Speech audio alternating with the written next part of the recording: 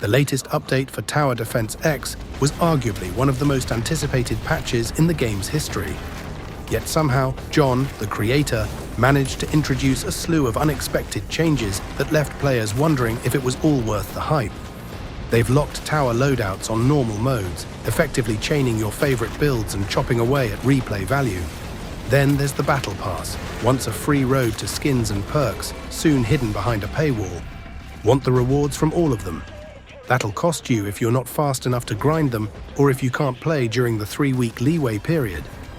And for those excited about boss reworks, well, excitement quickly turned to disappointment. The encounters were tweaked, sure, but only just enough to feel different, never enough to feel meaningful. Worst of all, the devs' communication has gone radio silent. Patch notes are sparse, community channels are ghost towns, and when players press for answers, the silence speaks volumes. Today we're diving deep into each of these failures, why they matter, how they break TDX's core promise, and what must change if this game is going to survive future updates. Let's get started. First up, Tower Loadouts. Each event in TDX comes with 2 game modes, Normal and Nightmare. The names are a pretty clear hint at their difficulty. John's rationale was that returning modes should feel as punishing as they did back in the day, before today's powerhouse towers existed. Fair enough, but instead of tuning enemy waves or tweaking health pools, he took a shortcut. Preset loadouts in normal mode became mandatory. You can't bring your favorite towers, you can only use whatever builds he's handed you. Now, I get the desire to recapture that old school pain, but why force it on normal mode? The chill, entry-level playground of TDX. If you're craving a true challenge, Nightmare mode already lets you pick your own towers at a brutal, teeth-grinding difficulty. By lumping forced loadouts into normal, you're robbed of choice and comfort.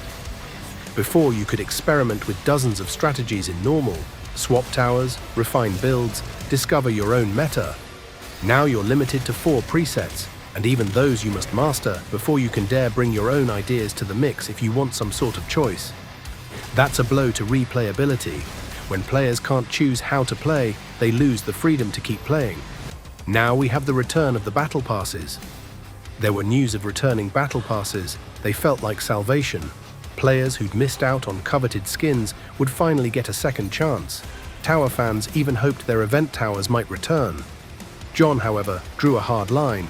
Event towers will stay exclusive, with the sole exception of Commander, an essential tower he's still figuring out how to reintroduce. It's a defensible stance. Exclusive rewards should stay that way, or they lose their prestige. As disappointing as it is for newcomers, I believe this is something he did right, although limiting the amount exclusive towers up front would have been the wiser path. But I digress. When it comes to the rest of the Battle Pass content, I can't stand with John. Remember the first pass? Completely free. Grindy, yes, but utterly free. You could pay to skip, but required no Robux to actually complete. John proudly touted that model, and each subsequent pass followed suit, even adding quality-of-life quests to ease the grind. Now those same passes are free for just 3 weeks. Miss that window, and it's 400 Robux per pass to continue progress. That flip-flop cuts against everything TDX once stood for. Casual players who lack time, students, busy parents, those in different time zones, are effectively barred from earning content they once could have. Sure, John needs to monetize, but this approach punishes loyal fans and casuals alike. A much fairer solution: offer a premium all-access pass, granting entry to all past and future battle passes for a single price. It sort of honors TDX's legacy of free progression while still providing revenue. Instead, we're left with squeezed wallets and frustrated players. Hardly the triumphant return we all hoped for. In the months while the bosses were offline, TDX saw a flood of power creep towers that would have made smashing through those encounters almost trivial. What did John do to compensate? He locked the loadouts on normal mode. But that's only the tip of the iceberg. Take the combat drone, a tower so absurdly strong it should probably never have existed. Rather than rebalance waves or nerf the drone's stats, John simply jacked up its upgrade cost by 2.5x in event modes. I love the drone as much as anyone, but here it highlights the core issue. Instead of tuning the game around its new tools, the update stapled on arbitrary restrictions and steep price tags. Now, about those boss reworks. No player knew they were coming until the update dropped. Just a simple announcement that bosses would return. If they'd come back unchanged, fine. They'd have felt exactly as underwhelming as before. But at the 11th hour, John slipped in a few improvements, and hype skyrocketed. Let's start with Corrupted Eradicator MK2. Originally, this boss was a sharp, if brief, test of your timing. The perfect Halloween 2024 boss. In its rework, John extended the fight duration, a much appreciated change, added a looming jump scare phase where it lunges at your face, and sprinkled in random MK2 ghosts that force you to reposition towers on the fly. These tweaks deepened the tension and rewarded players who truly mastered its rhythm. It's a textbook rework, familiar enough to respect the original design, but expanded in ways that genuinely elevate the encounter. Then Apex returned with the exact same patterns, and the Wretch gained only one minor base attack. For the bulk of the lineup, reworks meant a few tick boxes. Nothing that truly reinvigorates the battles or justifies the fuss. When you compare the triumphant expansion of Eradicator MK2 to the near-identical reprises of Apex Predator and the Wretch, it's clear, only one boss received the care and creativity this update needed. The other two were practically placeholders, leaving players craving the depth and intensity they were so lately promised. And lastly, radio silence. From day one after the patch hit, the backlash was impossible to ignore. Channels flooded with critiques, people were fed up with disappointment, and the official Discord erupted in a chorus of similar to, "This isn't what we signed up for." As players, that's our right, to praise what works and call out what doesn't. Yet when the heat turned up, the TDX team's response was radio silence.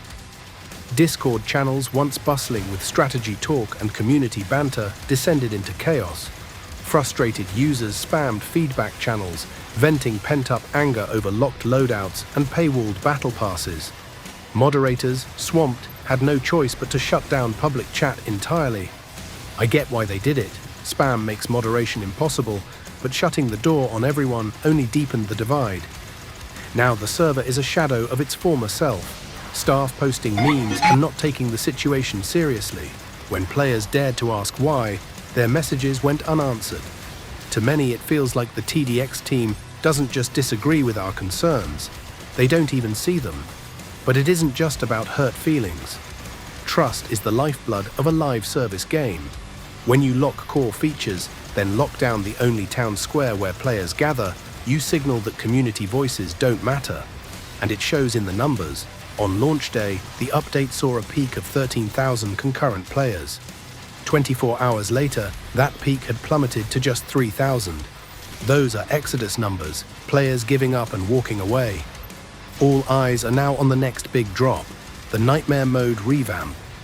If the team continues to ghost the community, if they repeat these heavy-handed tactics, I can't imagine a turnaround. But it doesn't have to end this way. Developers thrive when they listen. True engagement means admitting missteps, opening dialogue, and iterating in partnership with players. Let's hope the TDX team finds their voice again before it's too late. Otherwise, this update won't just be remembered as a misfire, it'll mark the beginning of Tower Defense X's end. So there you have it. What began as one of TDX's most hyped updates has instead scrambled the game's pillars of choice, fairness, and community trust. Locked loadouts have stripped normal mode of its laid-back creativity. Paywalled battle passes undercut the free-to-play spirit that once defined the game. Half-baked boss reworks left only one encounter truly memorable. And worst of all, the deafening silence from the developers has left players voiceless and frustrated. This isn't a hate attack on John or the TDX team. It's a cry for help. We love this game, and right now the community is drowning under decisions that feel out of step with what made TDX great. It's time for the developers to listen, to engage, and to course correct before this update's disappointments become the game's final chapter.